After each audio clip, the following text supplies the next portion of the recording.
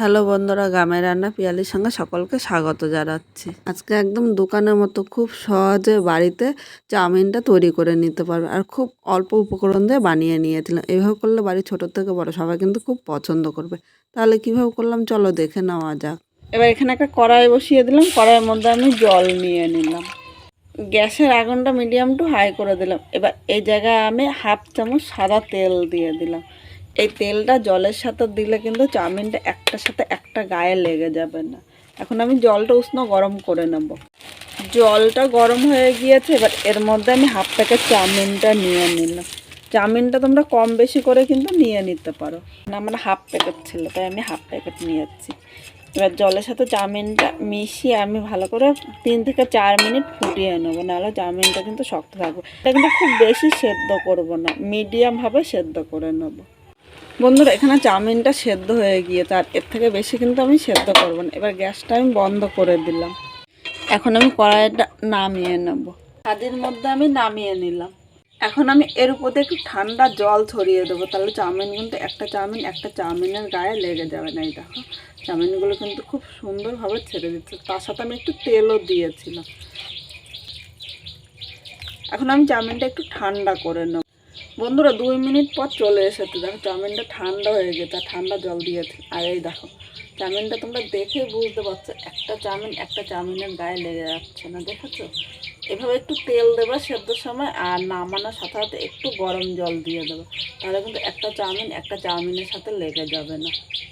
এখন আমি কড়াইটা বসিয়ে দিলাম। এর মধ্যে আমি 2 চামচ সর্ষের তেল নিয়েছি। খুব বেশি কিন্তু তেল ব্যবহার করব না, অল্প তেলেই চাউমিনটা আমি রান্না করবো। ইচ্ছে করলে তোমরা সাদা তেলও নিতে পারো। তেলটা গরম হয়ে গিয়েছে। এবার এখানে মাঝারি সাইজের একটা পেঁয়াজ কুচি নিয়েছি। এবার পেঁয়াজটা তোমরা কম বেশি করে নিয়ে নিতে পারো।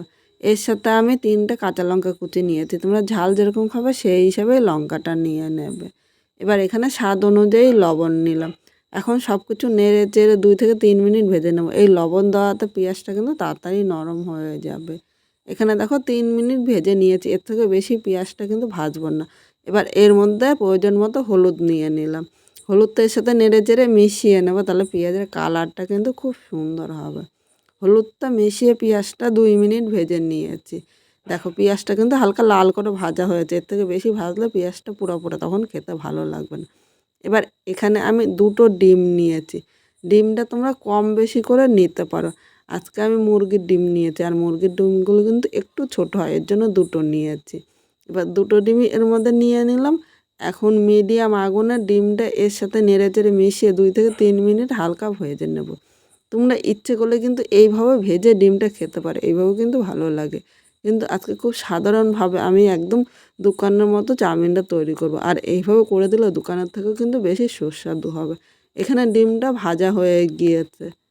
এবার এর মধ্যে সেদ্ধ করা চাউমিনগুলো নিয়ে নেব। দেখো চাউমিনগুলো আমি দিচ্ছি, যে একটা চাউমিনের গায়ে কিন্তু লেগে যাচ্ছে না। তোমরা যখনই চাউমিনটা সেদ্ধ করবে সামান্য একটু তেল দেবে, আর সেদ্ধ হওয়ার সাথে সাথে একটু জল দিয়ে দেবে ঠান্ডা, তাহলে দেখবে একটাও লাগবে না। এখানে সব চাউমিনগুলো নিয়ে নিয়েছি। এবার এই জায়গায় আমি স্বাদ অনুযায়ী আর একটু লবণ নিলাম, কারণ তখন কিন্তু লবণটা একটু কম নিয়েছিলাম। এর সাথে তোমরা ইচ্ছে করলে হলুদ দিতে পারো, আমি আর হলুদ দেবো না, কারণ আমার কাছে চাউমিনের কালারটা বেশি ভালো লাগে না। এবার সব কিছু এর সাথে নেড়ে চেড়ে মিশিয়ে নেব।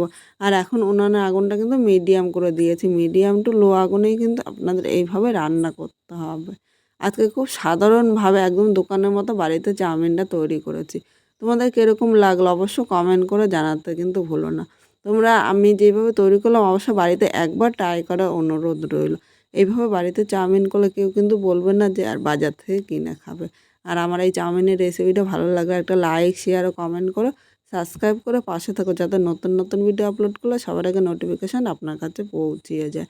এখানে দেখো সব কিছুর সাথে চাউমিনটা নেড়ে চেড়ে মিশিয়ে নিয়েছি। এবার চাউমিনটা হয়ে গিয়েছে, এখন গ্যাসটা আমি বন্ধ করে দিলাম। এবার একটা পাত্রের মধ্যে আমি নামিয়ে নিলাম। এর উপর দিয়ে একটু শসা কুচি দিয়ে দিয়েছি, আর দেখো 10 টাকার সস। এই সসটা কিন্তু তোমরা দোকানেই কিনতে পাবে। এবার একটুখানি সস ছড়িয়ে দিলাম, কারণ সস ছাড়া এই চাউমিনটা কিন্তু খেতে একদম ভালো লাগবে না। আজকে আমি যেভাবে চাউমিনটা তৈরি করেছি অবশ্যই তোমাদের এইভাবে কিন্তু একবার বাড়িতে ট্রাই করার অনুরোধ রইল। এভাবে করলে বাড়ির ছোটোর থেকে বড় সবাই কিন্তু খুব পছন্দ করবে। আর নতুন কোনো বন্ধু আমার ভিডিওটি দেখতে আসলে ভালো লাগলে একটা লাইক শেয়ার কমেন্ট করে সাবস্ক্রাইব করে পাশে থেকো, যাতে নতুন নতুন এরকম আরও ভিডিও আপলোড করলে সবার আগে নোটিফিকেশান আপনার কাছে পৌঁছিয়ে যায়। পুরো ভিডিওটা দেখার জন্য তোমাদের অসংখ্য ধন্যবাদ।